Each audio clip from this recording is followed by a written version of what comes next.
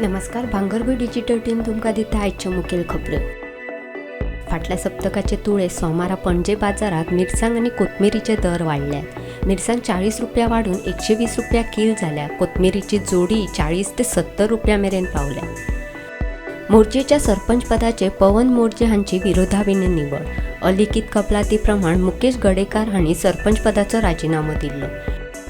दुबावीत आरोपीच्या घराचे बुलडोजर घालप हे कायद्या विरोधात सर्वोच्च न्यायालय.